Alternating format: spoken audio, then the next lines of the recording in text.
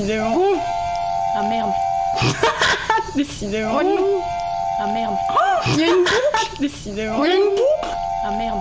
Il y a une boucle. Décidément. Il y a une boucle. Ah merde. Il y a une boucle. Vous m'entendez? Et il n'y a pas de boucle. Bon, bah si on m'entend bien, je pense qu'on va pouvoir passer à la scène de lecture pour voir si tout fonctionne.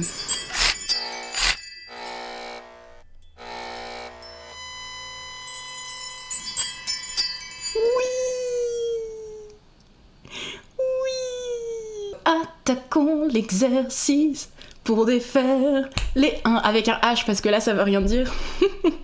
La fameuse invasion des 1, j'avais pas vu. C'est parti, c'est trop bien. On va enfin lire Le mystère de la chambre jaune. Je bosse dessus depuis longtemps, j'ai été aidée par beaucoup de gens et merci d'ailleurs d'être là, vous êtes trop cool les copains. Le mystère de la chambre jaune. Première partie, le drame du glandier, où l'on commence à ne pas comprendre. Ce n'est pas sans une certaine émotion que je commence à raconter ici les aventures extraordinaires de Joseph Rouletabille.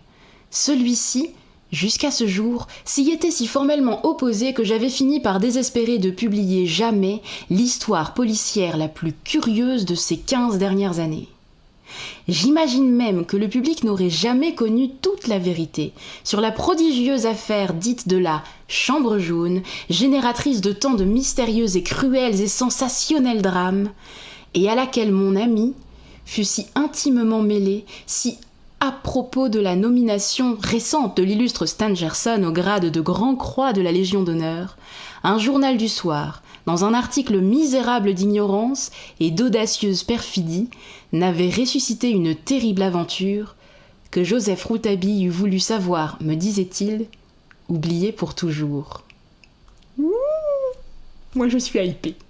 Là le gars il pose les termes, il dit c'est la prodigieuse affaire de tous les temps, c'est incroyable, je suis trop heureuse. Je pense que c'est un stream très tisane friendly, vous avez le droit de... On fera une pause plus tard où on pourra aller se faire des tisanes si on a envie d'une tisane. La chambre jaune. Qui donc se souvenait de cette affaire qui fit couler tant d'encre il y a une quinzaine d'années? On oublie si vite à Paris. N'a-t-on pas oublié le nom même du procès de Neve et la tragique histoire de la mort du petit Menaldo? Pardon, je devrais pas rigoler, mais une pensée pour le petit Menaldo. Je sais pas si c'est des vraies histoires ou si c'est des fausses histoires pour ancrer la narration dans un semblant de vérité historique, mais une pensée émue pour le petit Menaldo, de toute évidence. F. Et cependant, l'attention publique était à cette époque si tendue vers les débats qu'une crise ministérielle qui éclata sur ces entrefaites passa complètement inaperçue. Or, le procès de la Chambre jaune qui précéda l'affaire de Neve de quelques années eut plus de retentissement encore. Le monde entier fut penché des mois sur ce problème obscur, le plus obscur à ma connaissance qui ait jamais été proposé à la perspicacité de notre police, qui ait jamais été posé à la conscience de nos juges. La solution de ce problème affolant, chacun la chercha. Ce fut comme un dramatique rébus sur lequel s'acharnèrent la vieille Europe et la jeune Amérique. C'est qu'en vérité, il m'est permis de le dire, puisqu'il ne saurait y avoir en tout ceci aucun amour-propre d'auteur, et que je ne fais que transcrire des faits sur lesquels une documentation exceptionnelle me permet d'apporter une lumière nouvelle. C'est qu'en vérité, je ne sache pas que, dans le domaine de la réalité ou de l'imagination, même chez l'auteur du double assassinat rue Morgue, même dans les inventions des sous-Edgar Poe et des truculents Conan Doyle, on puisse retenir quelque chose de comparable quant au mystère, au naturel mystère de la Chambre jaune.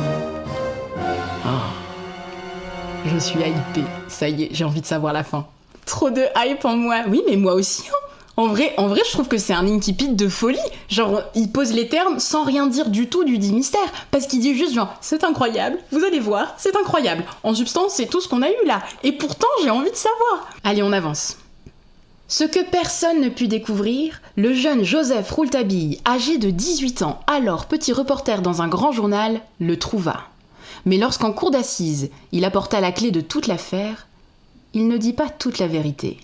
Il n'en laissa apparaître que ce qu'il fallait pour expliquer l'inexplicable et pour faire acquitter un innocent. Les raisons qu'il avait de se taire ont disparu aujourd'hui. Je pense que ça veut dire que quelqu'un est mort.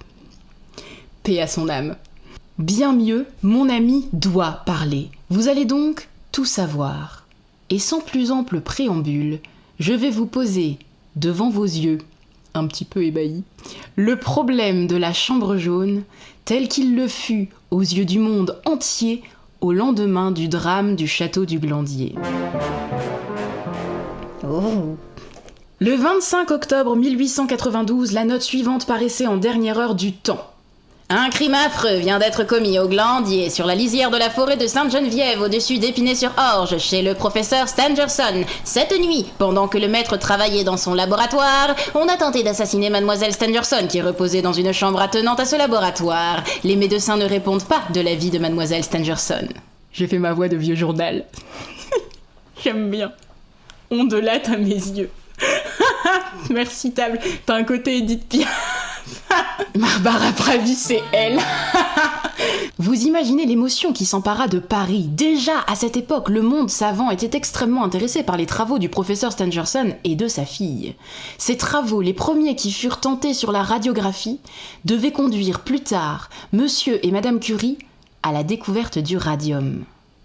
On était, du reste, dans l'attente d'un mémoire sensationnel que le professeur Stangerson allait lire à l'Académie des sciences sur sa nouvelle théorie, la dissociation de la matière.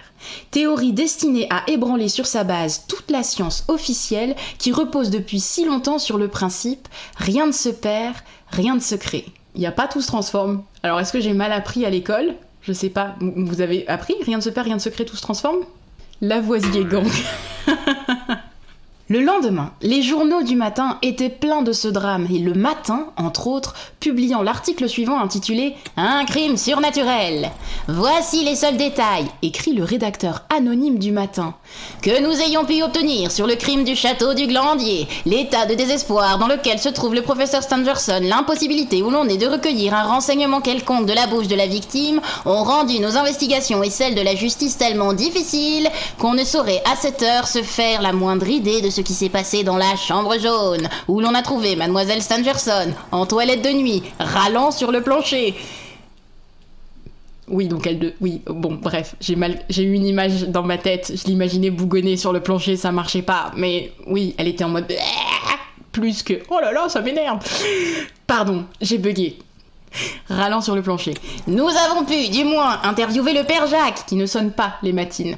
Le père Jacques, comme on l'appelle dans le pays, un vieux serviteur de la famille Stangerson, le père Jacques est entré dans la chambre jaune en même temps que le professeur. Cette chambre est attenante au laboratoire et chambre jaune se trouve dans un pavillon au fond du parc, à 300 mètres environ du château. Il m'énerve ce plancher.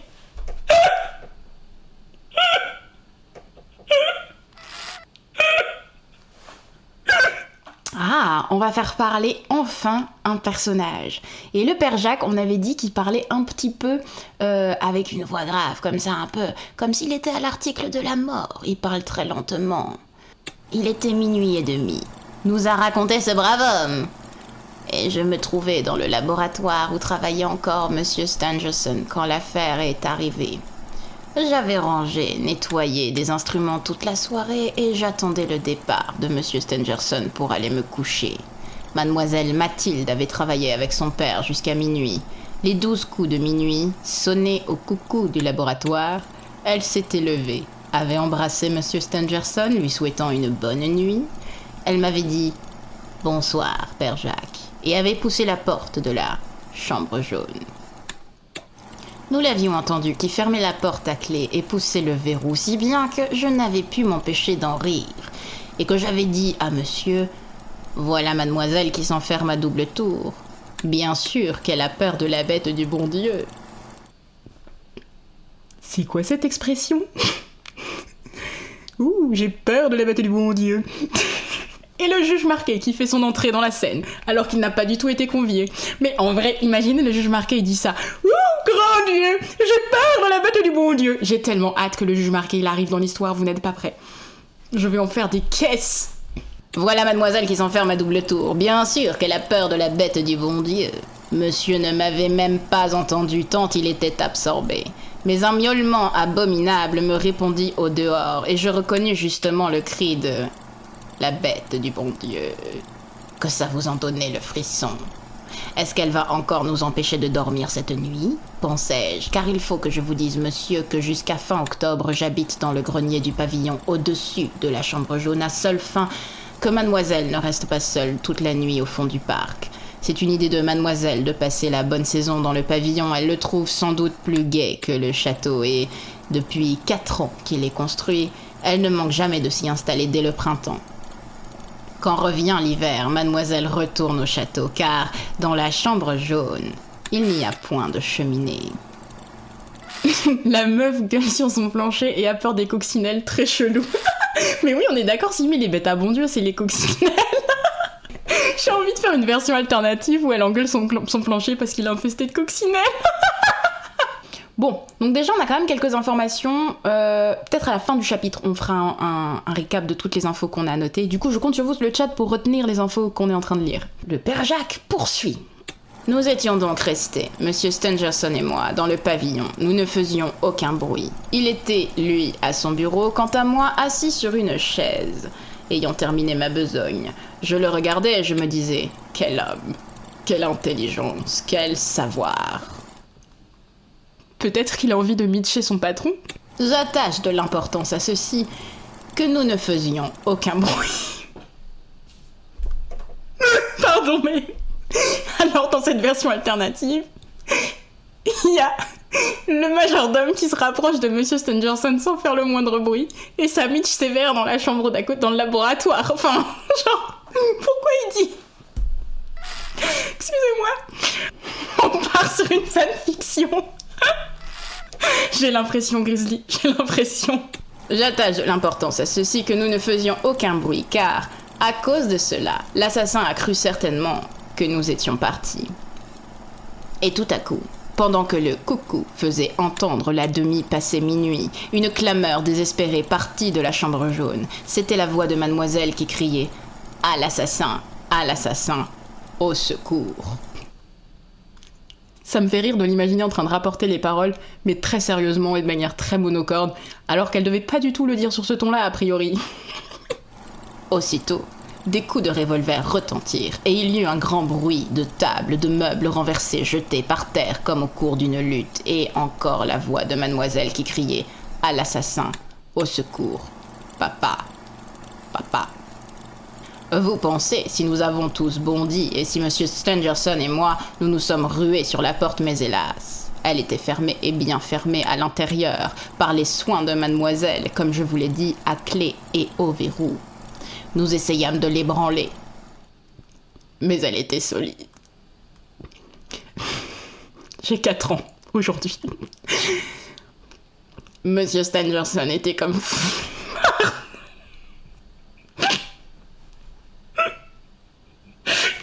Je vous lise.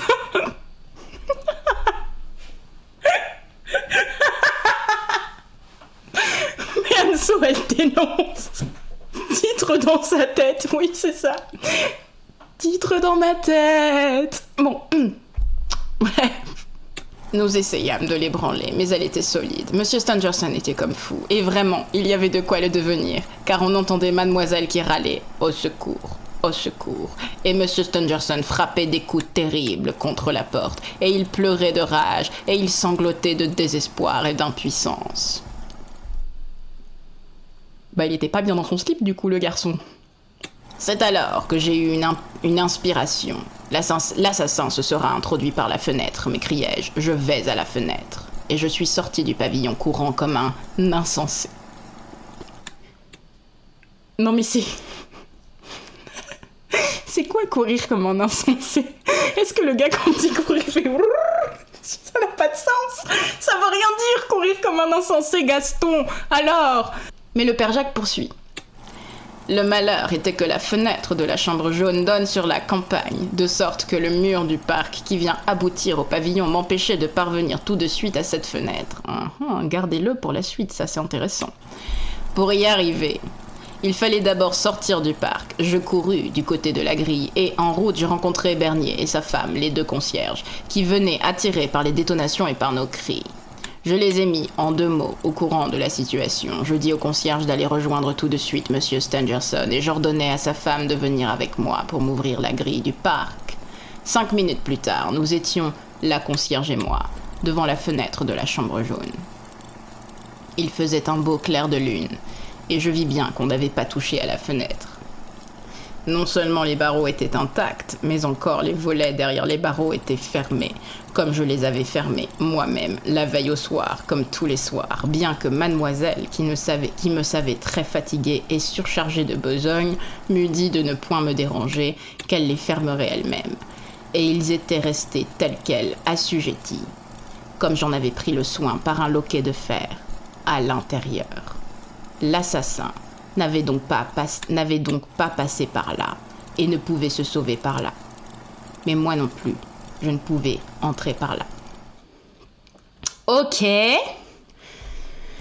Bon bah, ça complique un petit peu le problème. C'était le malheur. On aurait perdu la tête à moins. La porte de la chambre fermée à clé à l'intérieur. Les volets de l'unique fenêtre fermés eux aussi à l'intérieur et par-dessus les volets. Les barreaux intacts, les barreaux à travers lesquels vous n'auriez pas passé le bras. Et mademoiselle qui appelait au secours. Ou plutôt non. On ne l'entendait plus. Elle était peut-être morte. Mais j'entendais encore, au fond du pavillon, monsieur qui essayait d'ébranler la porte.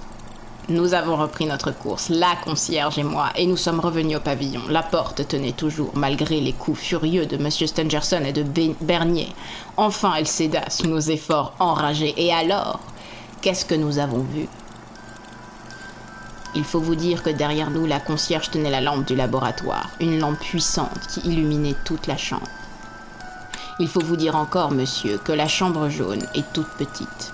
Mademoiselle l'avait meublée d'un lit en fer assez large, d'une petite table, d'une table de nuit, d'une toilette et de 2 chaises.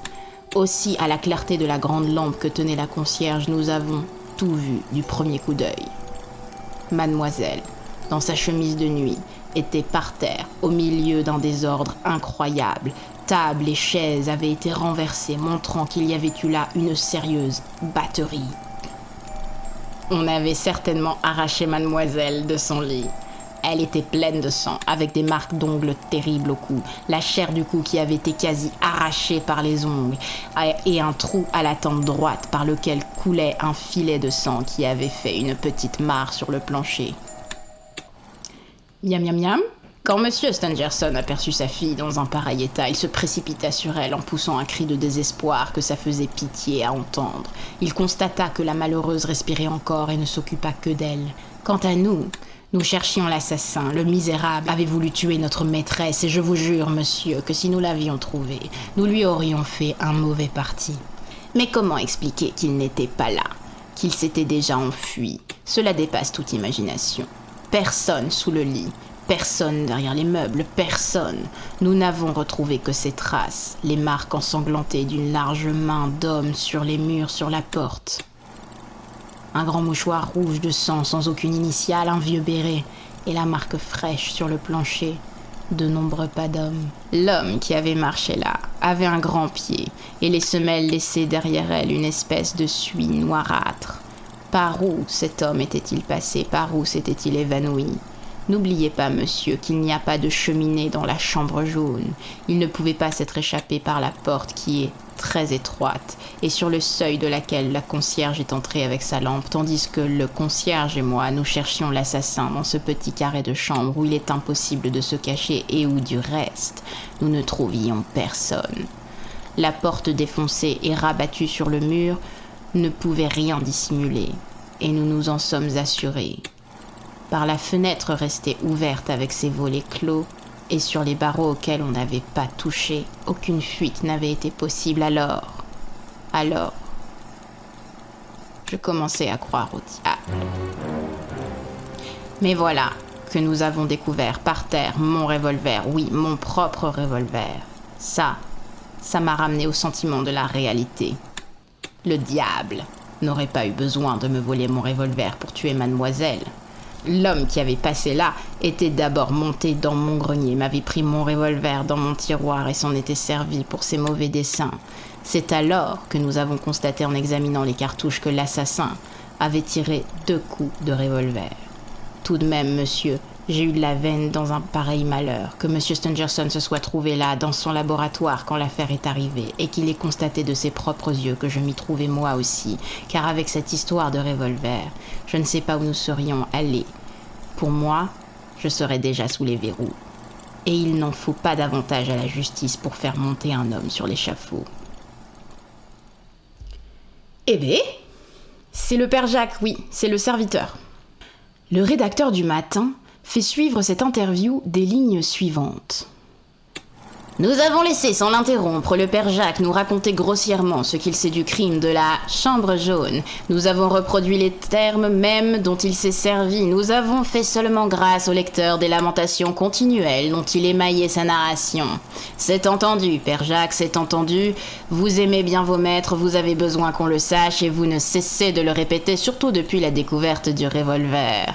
C'est votre droit. Et nous n'y voyons aucun inconvénient. Nous aurions voulu poser bien des questions encore au père Jacques-Louis Moustier, mais on est venu justement le chercher de la part de juges d'instruction qui poursuivaient son enquête dans la grande salle du château.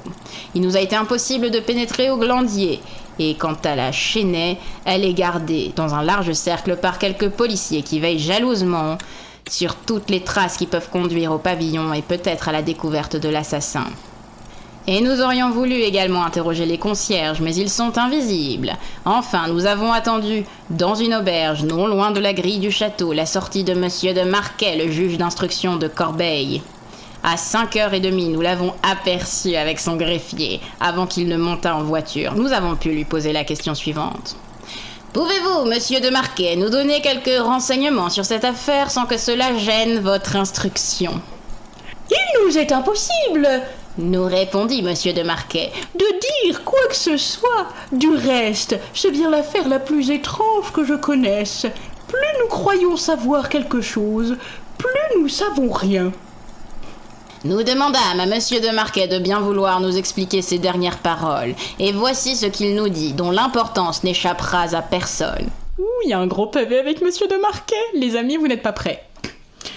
Si rien ne vient s'ajouter aux constatations matérielles faites aujourd'hui par le parquet, je crains bien que le mystère qui entoure l'abominable attentat dont mademoiselle Stangerson a été victime ne soit pas près de s'éclaircir. Mais il faut espérer, pour la raison humaine, que les sondages des murs, du plafond et du plancher de la chambre jaune, sondages auxquels je vais me livrer dès demain, avec l'entrepreneur qui a construit le pavillon il y a 4 ans, nous apporteront la preuve qu'il ne faut jamais désespérer de la logique des choses. Car le problème est là. Nous savons par où l'assassin s'est introduit. Il est entré par la porte et s'est caché sous le lit, attendant mademoiselle Stangerson. Mais par où est-il sorti? Comment a-t-il pu s'enfuir si l'on ne trouve ni trappe, ni porte secrète, ni réduit, ni ouverture d'aucune sorte, si l'examen des murs, et même leur démolition, car je suis décidée, et monsieur Stangerson est décidé à aller jusqu'à la démolition du pavillon, ne viennent à révéler aucun passage praticable, non seulement pour un être humain, mais encore pour un être quel qu'il soit. Si le plafond n'a pas de trou, si le plancher ne cache pas de souterrain, il faudra bien croire au diable, comme dit le père Jacques. Et le rédacteur anonyme fait remarquer dans cet article que j'ai choisi comme étant le plus intéressant de tous ceux qui furent publiés ce jour-là sur la même affaire, que le juge d'instruction semblait mettre une certaine intention dans cette dernière phrase. Il faudra bien croire au diable, comme dit le père Jacques. L'article se termine sur ces lignes. Nous avons voulu savoir ce que le père Jacques entendait par le cri de la bête du bon Dieu. On appelle ainsi le cri particulièrement sinistre, nous a expliqué le propriétaire de l'auberge du donjon, que pousse quelquefois la nuit le chat d'une vieille femme, la mère à genoux, comme on l'appelle partout dans le pays. La mère à genoux est une sorte de sainte qui habite une cabane au cœur de la forêt, non loin de la grotte de Sainte-Geneviève. La chambre jaune, la bête du bon Dieu, la mère à genoux, le diable, Sainte-Geneviève, le père Jacques, voilà un crime bien embrouillé qu'un coup de pioche dans les murs nous débrouillera demain, espérons-le du moins. Pour la raison humaine, comme dit le juge d'instruction. En attendant, on croit que mademoiselle Stangerson, qui n'a cessé de délirer et qui ne prononce distinctement que ce mot « assassin, assassin, assassin », ne passera pas la nuit. Elle passera pas la nuit. Elle passera pas la nuit. Enfin, en dernière heure, le même journal annonçait que le chef de la sûreté avait télégraphié au fameux inspecteur Frédéric Larsan, qui avait été envoyé à Londres pour une affaire de titres volés, de revenir immédiatement à Paris. C'est la fin du chapitre. Est-ce que vous avez kiffé ce premier chapitre ? Le plancher cache des coccinelles. Oui, je pense qu'on va rester sur cette théorie, elle me semble tout à fait plausible. Tu fais un chapitre par semaine ? Oh non, non, Simi, on va faire 2 chapitres minimum, et s'il est pas trop tard et que vous êtes chaud, on peut en faire 3. Mais à mon avis, 2 chapitres, ça dépend de l'heure à laquelle on commence, ça dépend du temps qu'on met à résumer. En vrai, il faut quand même résumer les vraies infos. 2 coups de feu, je pense que c'est important le coup des 2 coups de feu. Qui a tiré le premier coup de feu ? Et où il a été tiré ? Impossible de se cacher. Grosse trace de chaussures. Mais ça, moi, j'y crois pas du tout. Je pense que c'est des fausses pistes. Shirley Mion. ouais, t'as vu, le détective Sally Mion, hein. T'y crois quoi ? A priori, c'est l'arme du crime. Bah, j'en doute. Le revolver. Si elle râlait déjà sur le sol, à mon avis, c'était pas une bataille. C'était une mise en scène. Et peut-être qu'elle a pris un peu de crème.